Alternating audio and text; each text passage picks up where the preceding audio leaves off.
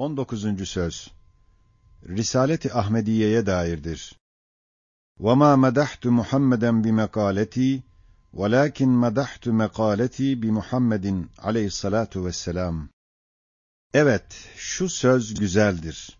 Fakat onu güzelleştiren, güzellerin güzeli olan Evsaf-ı Muhammediye'dir. 14 reşahatı tazammun eden 14. lem'anın 1. reşhası. Rabbimizi bize tarif eden 3 büyük külli muarrif var. Birisi şu kitab-ı kainattır ki, bir nebze şehadetini 13 lem'a ile Arabi Nur Risalesinden 13. dersten işittik. Birisi şu kitab-ı kebirin ayet-i kübrası olan Hatemül Enbiya aleyhissalatu vesselam'dır. Birisi de Kur'an-ı Azimüşşan'dır. Şimdi şu ikinci bürhan-ı natıkî olan Hatemül Enbiya aleyhissalatu vesselam'ı tanımalıyız, dinlemeliyiz. Evet, o bürhanın şahs-ı manevisine bak. Sath-ı arz bir mescit, Mekke bir mihrap, Medine bir minber. O bürhan-ı bahir olan Peygamberimiz aleyhissalatu vesselam, bütün ehli imana imam, bütün insanlara hatip, bütün enbiyaya reis, bütün evliyaya seyyid, bütün enbiya ve evliyadan mürekkep bir halka-i zikrin serzakiri, bütün enbiya hayattar kökleri, bütün evliya taravettar semereleri bir şecere-i nuraniyedir ki, her bir davasını mucizatlarına istinat eden bütün enbiya ve kerametlerine itimat eden bütün evliya tasdik edip imza ediyorlar. Zira o, La ilahe illallah der, dava eder. Bütün sağ ve sol, yani mazi ve müstakbel taraflarında saf tutan o nurani zakirler, aynı kelimeyi tekrar ederek, icma ile manen, sadakte ve bil hakkı natakte derler. Hangi vehmin haddi var ki, böyle hesapsız imzalarla teyit edilen bir müddeaya parmak karıştırsın? 2. reşha. O nurani bürhan-ı tevhid, nasıl ki 2 cenahın icma ve tevatürüyle teyit ediliyor, öyle de Tevrat ve İncil gibi kütüb-ü semaviyenin haşiye, Hüseyin-i Cisri Risale-i Hamidiyesinde 114 işaratı o kitaplardan çıkarmıştır. Tahriften sonra bu kadar bulunsa, elbette daha evvel çok tasrihat varmış. Yüzler işaratı ve irhasatın binler rumuzatı ve hatiflerin meşhur beşaratı ve kâhinlerin mütevatir şehadatı ve şakkı kamer gibi binler mucizatının delalatı ve şeriatın hakkaniyetiyle teyit ve tasdik ettikleri gibi, zatında gayet kemaldeki ahlak-ı hamidesini ve vazifesinde nihayet hüsnündeki secayâ-i gâliyesini ve kemal-i emniyetini ve kuvvet-i imanını ve gayet itminanını ve nihayet vüsûkunu gösteren fevkalade takvası, fevkalade ubudiyeti, fevkalade ciddiyeti, fevkalade metaneti, davasında nihayet derecede sadık olduğunu güneş gibi aşikâre gösteriyor. 3. reşha. Eğer istersen gel, asr-ı saadete, Ceziretül Arab'a gideriz. Hayalen olsun onu vazife başında görüp ziyaret ederiz. İşte bak, hüsnü siret ve cemali suret ile mümtaz bir zatı görüyoruz ki, elinde muciznüma bir kitap, lisanında hakaik aşina bir hitap, bütün beni Adem'e, belki cin ve inse ve meleğe, belki bütün mevcudata karşı bir hutbe-i ezeliyeyi tebliğ ediyor. Sırrı hilkat-ı alem olan muamma-i acibanesini hal ve şerh edip ve sırrı kainat olan tılsım-ı mulakını fetih ve keşfederek, bütün mevcudattan sorulan, bütün ukûlu hayret içinde meşgul eden 3 müşkil ve müthiş sual-i azim olan necisin, nereden geliyorsun, nereye gidiyorsun suallerine mukni, makbul cevap verir. 4. reşha. Bak, öyle bir ziyayı hakikat neşreder ki, eğer onun o nurani daire-i hakikat-ı irşadından hariç bir surette kainata baksan, elbette kainatın şeklini bir matemhane-i umumi hükmünde ve mevcudatı birbirine ecnebi, belki düşman ve camidatı dehşetli cenazeler ve bütün zevil hayatı zeval ve firakın sillesiyle ağlayan yetimler hükmünde görürsün. Şimdi bak, onun neşrettiği nur ile o matemhane-i umumi, şevk-u cezbe içinde bir zikirhaneye inkılap etti. O ecnebi düşman mevcudat, birer dost ve kardeş şekline girdi. O camidat-ı meyyite-i samite, birer munis memur, birer musakhar hizmetkar vaziyetini aldı. Ve o ağlayıcı ve şekva edici kimsesiz yetimler, birer tesbih içinde zakir veya vazife paydosundan şakir suretine girdi. 5. reşha, hem o nur ile kainattaki harekat, tenevvüat, tebeddülat, tagayyürat, manasızlıktan ve abesiyetten ve tesadüf oyuncaklığından çıkıp, birer mektubat-ı Rabbaniye, birer sayfe-i ayat-ı tekviniye, birer merayâ-i esmâ-i ilahiye ve alem dahi bir kitab-ı hikmet-i samedaniye mertebesine çıktılar. Hem insanı bütün hayvanatın madununa düşüren hadsiz zaaf-ı aczi, fakr-ı ihtiyacatı ve bütün hayvanlardan daha bedbaht eden vasıtayı nakli hüzün ve elem ve gam olan aklı, o nur ile nurlandığı vakit, insan, bütün hayvanat, bütün mahlukat üstüne çıkar, o nurlanmış acz, fakr, akıl ile, niyaz ile, nazenin bir sultan ve fizar ile nazdar bir halife-i zemin olur. Demek o nur olmazsa kainatta, insan da, hatta her şey dahi hiçe iner. Evet, elbette böyle bedi bir kainatta, böyle bir zat lazımdır. Yoksa kainat ve eflak olmamalıdır. 6. reşha, İşte o zat, bir saadet-i ebediyenin muhbiri, müjdecisi, bir rahmet-i binihayenin kâşifi ve ilancısı ve saltanat-ı rububiyetin mehasininin dellalı, seyircisi ve künûz-ı esma-i ilahiyenin keşşafı, göstericisi olduğundan, böyle baksan, yani ubudiyeti cihetiyle, onu bir misal-i muhabbet, bir timsal-i rahmet, bir şeref-i insaniyet, en nurani bir semere-i şecere-i hilkat göreceksin. Şöyle baksan, yani risaleti cihetiyle, bir bürhan-ı hak, bir sirac-ı hakikat, bir şems-i hidayet, bir vesile-i saadet görürsün. İşte bak, nasıl berk-i hatıf gibi onun nuru şarktan garbı tuttu ve nısf-ı arz ve hums-u beşer onun hediye-i hidayetini kabul edip hırzı can etti. Bizim nefis ve şeytanımıza ne oluyor ki böyle bir zatın bütün davalarının esası olan La ilahe illallah'ı bütün meratibiyle beraber kabul etmesin. 7. reşha, İşte bak, şu cezire-i vasiada vahşi ve adetlerine mutaassıp ve inatçı muhtelif akvamı ne çabuk adat ve ahlak-ı seyyiye-i vahşiyanelerini def'aten kal ve ref ederek bütün ahlak-ı hasene ile teçhiz edip bütün aleme muallim ve medeni ümeme üstad eyledi. Bak, değil zahiri bir tasallut, belki akılları, ruhları, kalpleri, nefisleri fetih ve teshir ediyor.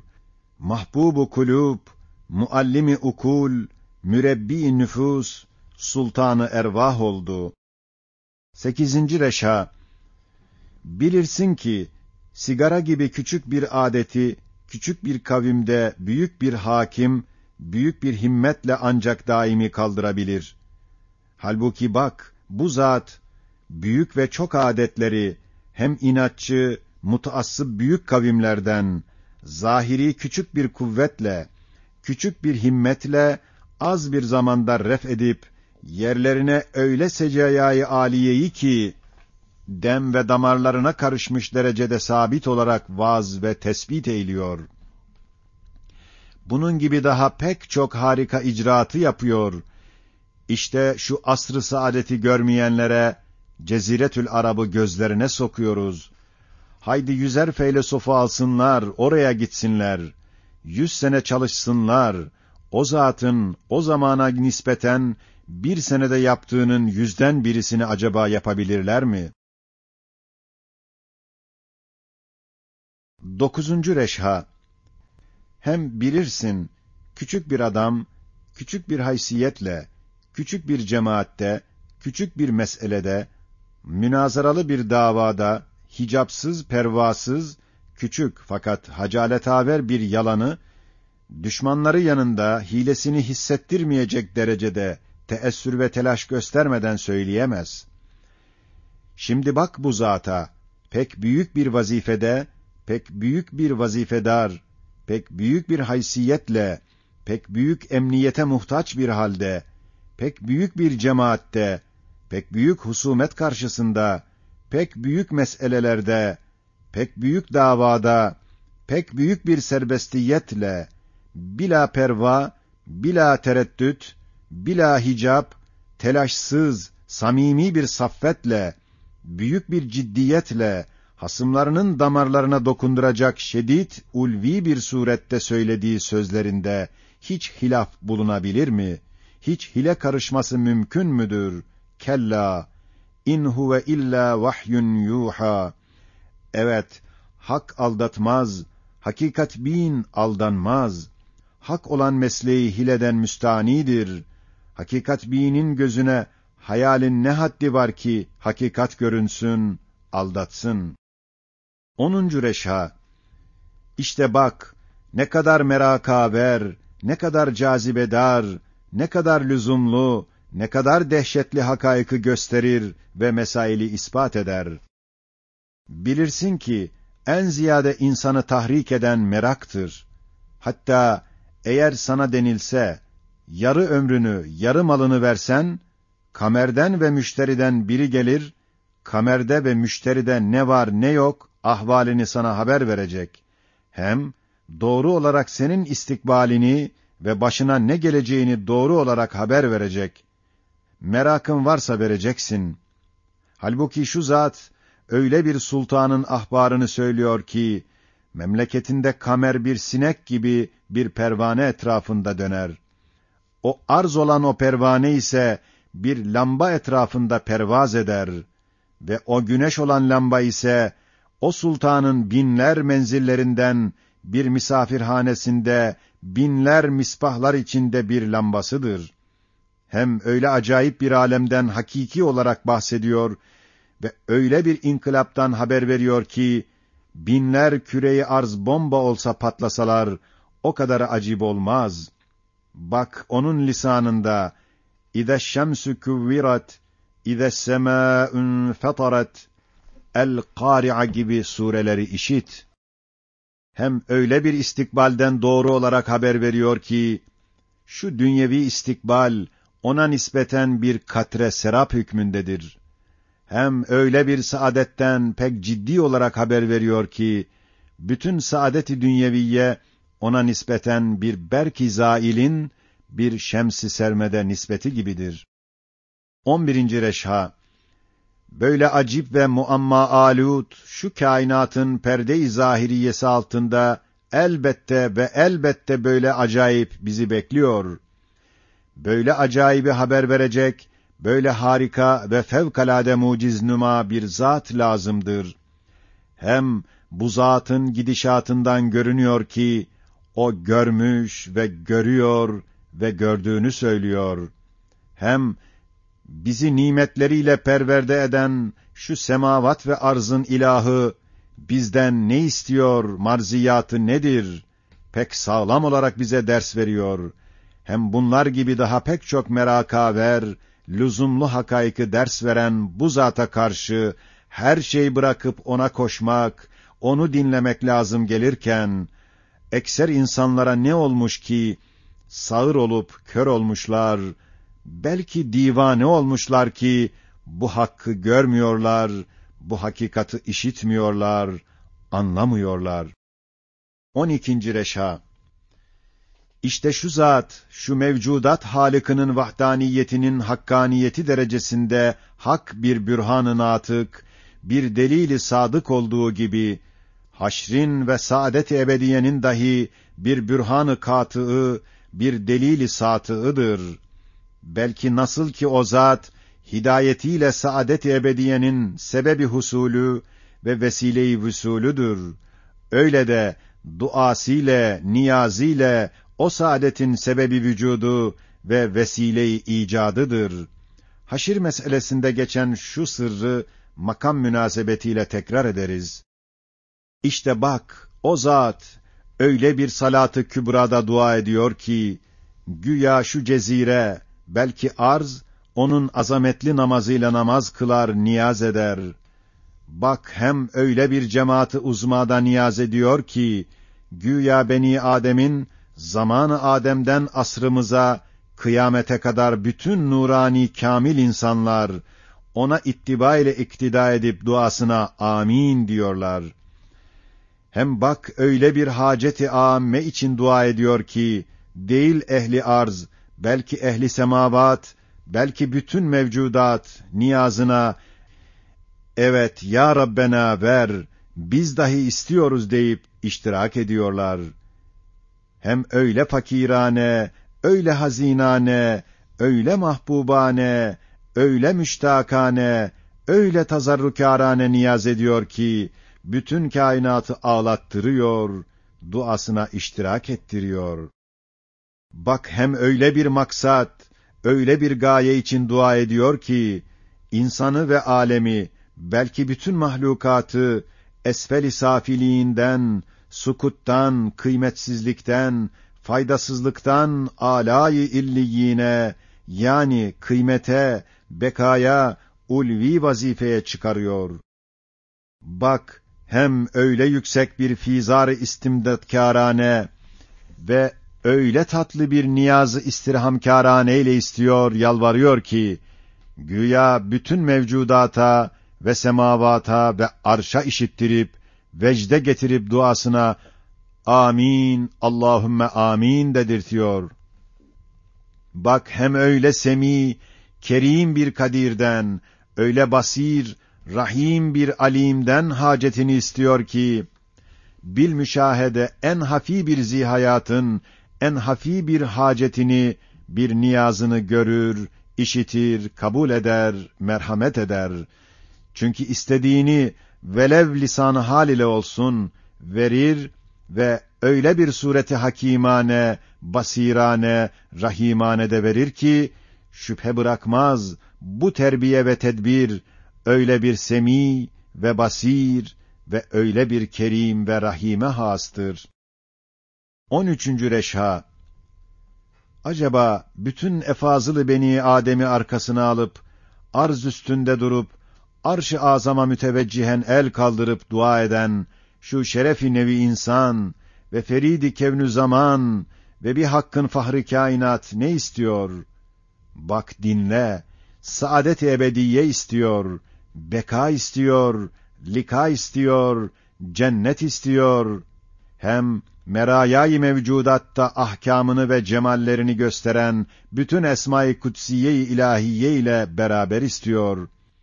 Hatta eğer rahmet, inayet, hikmet, adalet gibi hesapsız o matlubun esbab-ı mucibesi olmasaydı, şu zatın tek duası, baharımızın icadı kadar kudretine hafif gelen şu cennetin binasına sebebiyet verecekti.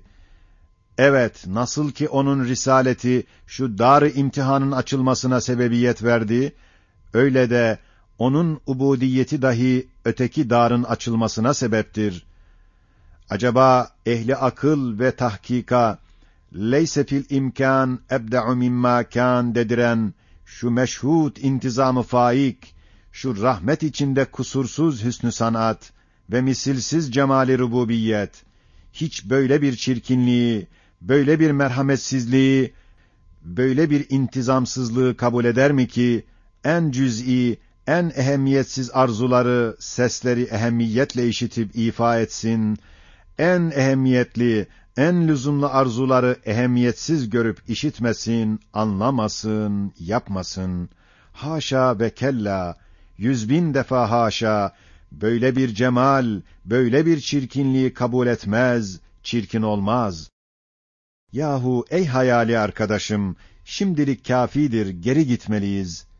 Yoksa 100 sene şu zamanda, şu cezirede kalsak, yine o zatın garaibi icraatını ve acaibi vezaifini 100'den birisine tamamen ihata edip, temaşasında doyamayız.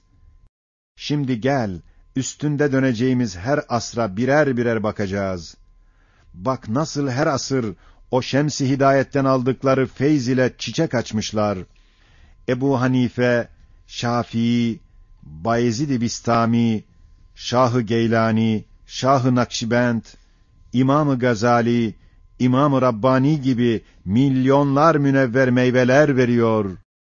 Meşhudatımızın tafsilatını başka vakte talik edip, o muciz nüma ve hidayet edaya, bir kısım kat'î mucizatına işaret eden bir salavat getirmeliyiz.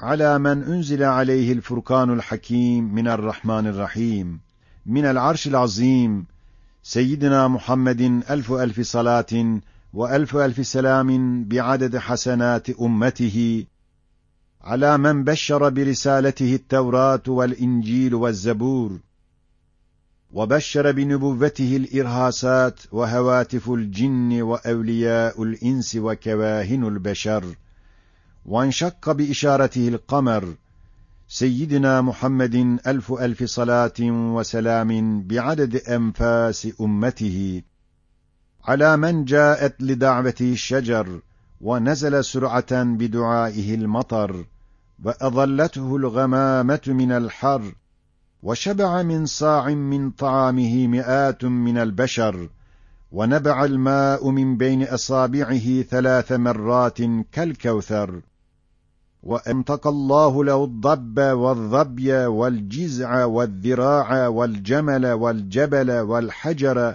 والمدر صاحب المعراج وما زاغ البصر سيدنا وشفيعنا محمد ألف صلاة وسلام بعدد كل الحروف المتشكلة في الكلمات المتمثلة بإذن الرحمن في مرايا تموجات الهواء عند قراءة كل كلمة من القرآن من كل قارئ من أول النزول إلى آخر الزمان واغفر لنا وارحمنا يا إلهنا بكل صلاة منها آمين. Şuat-ı Marifetün Nebi namındaki Türkçe bir risalede ve 19. mektupta ve şu sözde icmalen işaret ettiğimiz Delail-i Nübüvvet-i Ahmediye'yi aleyhissalatu vesselam beyan etmişim. Hem onda Kur'an-ı Hakîm'in vücuh-u icazı icmalen zikredilmiş. Yine Lemaat namında Türkçe bir risalede ve 25. sözde Kur'an'ın 40 vecihle mucize olduğunu icmalen beyan ve 40 vücuh-u icazına işaret etmişim. O 40 vecihte yalnız nazımda olan belagatı, İşaretül İcaz namındaki bir tefsir-i Arabi'de 40 sayfa içinde yazmışım.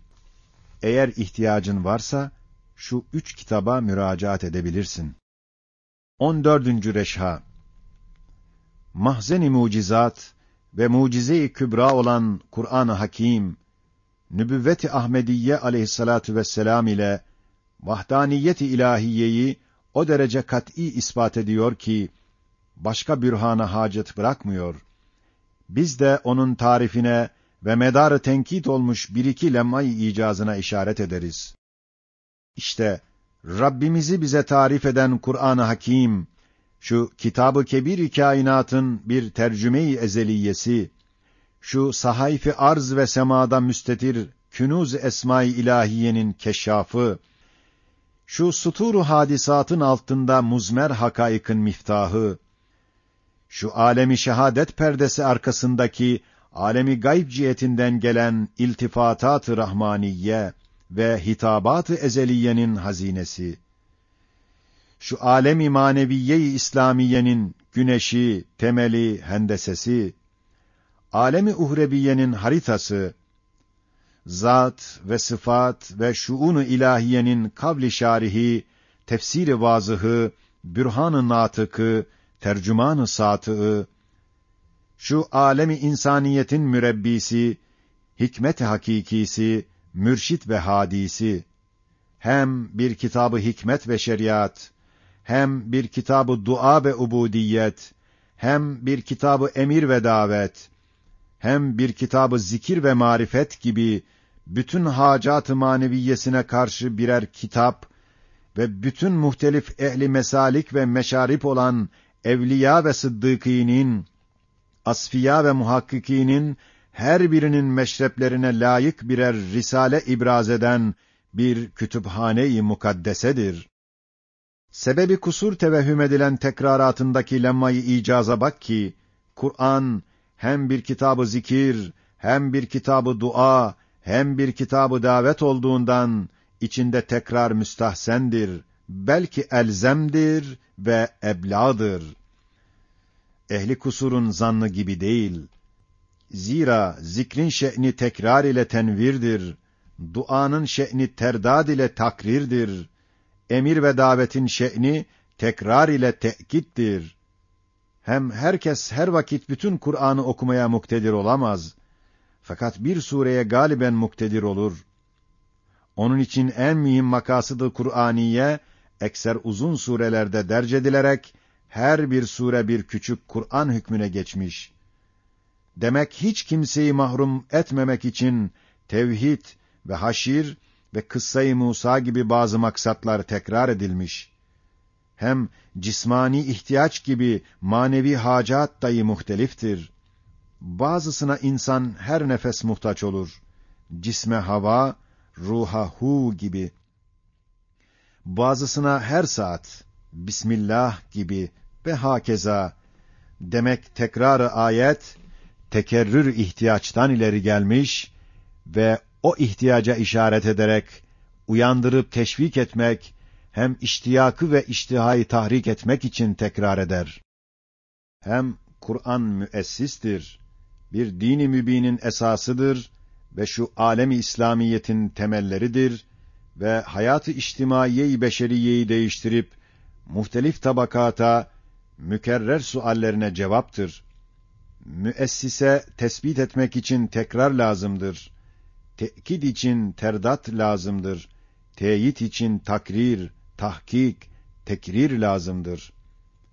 Hem öyle mesail-i azime ve hakaiki dakikadan bahsediyor ki, umumun kalplerinde yerleştirmek için çok defa muhtelif suretlerde tekrar lazımdır. Bununla beraber, sureten tekrardır, fakat manen her bir ayetin çok manaları, çok faydeleri, çok vücuh ve tabakatı vardır. Her bir makamda ayrı bir mana ve faide ve maksatlar için zikrediliyor. Hem Kur'an'ın mesail-i kevniyenin bazısında ibham ve icmali ise irşadi bir lem'ay icazdır. Ehli ilhadın tevehhüm ettikleri gibi medarı tenkit olamaz ve sebebi kusur değildir. Eğer desen, acaba neden Kur'an-ı Hakim felsefenin mevcudattan bahsettiği gibi etmiyor? Bazı mesaili mücmel bırakır, bazısını nazar-ı umumiyi okşayacak, hissi âmmeyi rencide etmeyecek, fikri avamı taciz edip yormayacak bir sureti basitane-i zahiranede söylüyor. Cevaben deriz ki, felsefe hakikatin yolunu şaşırmış onun için. Hem geçmiş derslerden ve sözlerden elbette anlamışsın ki, Kur'an-ı Hakim şu kainattan bahsediyor. Ta, zat ve sıfat ve esma-i ilahiyeyi bildirsin. Yani, bu kitab-ı kainatın maanisini anlattırıp, ta Halık'ını tanıttırsın. Demek, mevcudata kendileri için değil, belki mucitleri için bakıyor. Hem umuma hitap ediyor. İlmi hikmet ise, mevcudata mevcudat için bakıyor. Hem hususan ehli fenne hitap ediyor. Öyleyse, madem ki Kur'an-ı Hakim, mevcudatı delil yapıyor, bürhan yapıyor, delil zahiri olmak, nazar-ı umuma çabuk anlaşılmak gerektir. Hem madem ki Kur'an-ı mürşid, bütün tabakatı beşere hitap eder, kesretli tabaka ise tabakayı avamdır. Elbette irşad ister ki, lüzumsuz şeyleri ibham ile icmal etsin ve dakik şeyleri temsil ile takrib etsin ve mugalatalara düşürmemek için zahiri nazarlarında bedihi olan şeyleri lüzumsuz, belki zararlı bir surette tayir etmemektir. Mesela güneşe der, döner bir siraçtır, bir lambadır.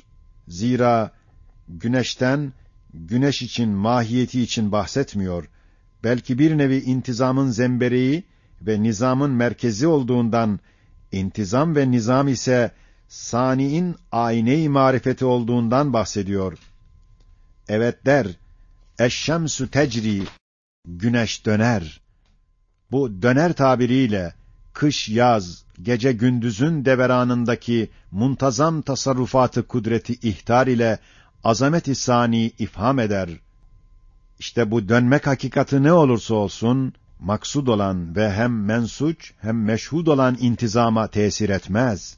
Hem der, وَجَعَلْنَا الشَّمْسَ سِرَاجًا, şu siraç tabiriyle, alemi bir kasır suretinde, içinde olan eşya ise, insana ve zihayata ihzar edilmiş müzeyyenat ve mat'umat ve levazımat olduğunu ve güneş dahi musahhar bir mumdar olduğunu ihtar ile rahmet ve ihsanı Halık'ı ifham eder. Şimdi bak şu sersem ve geveze felsefe ne der? Bak diyor ki, güneş bir kitle-i azime-i mâi-i nariyedir. Ondan fırlamış olan seyyaratı etrafında döndürüp, cesameti bu kadar, mahiyeti böyledir, şöyledir. Muvahhiş bir dehşetten, müthiş bir hayretten başka ruha bir kemali ilmi vermiyor. Bahsi Kur'an gibi etmiyor. Buna kıyasen, batınen kof, zahiren mutantan, felsefi meselelerin ne kıymetli olduğunu anlarsın. Onun şaşai suriyesine aldanıp, Kur'an'ın gayet muciznüma beyanına karşı hürmetsizlik etme. Allahümme ec'alil Kur'ane şifâen lena ve likâtibihi ve emthâlihi min kulli dâin ve munisen lena ve lehum fî hayâtina ve ba'de mevtina ve fid dünya qarînen ve fil kabri munisen ve fil kıyameti şefî'an ve ala's-sırâtı nûran ve minen nâri sitran ve hicâbâ ve fil cenneti rafîkan ve ilel hayrâti kulliha delîlen ve imâmâ bifadlike ve cûdike ve keremike ve rahmetike ya ekremel ekremîne ve ya erhamer râhimîn. Amin. Allahümme salli ve sellim alâ men unzile aleyhil furqânul hakîm ve alâ âlihi ve sahbihi ecma'in. Amin. Amin. İhtar. Arabi Risaletün Nur'da 14. reşhanın 6 katresi, bahusus 4. katrenin 6 nüktesi, Kur'an-ı Hakîm'in 40 kadar enva-ı icazından 15'ini beyan eder. Ona iktifaen burada ihtisar ettik. İstersen ona müracaat et, bir hazine-i mucizat bulursun.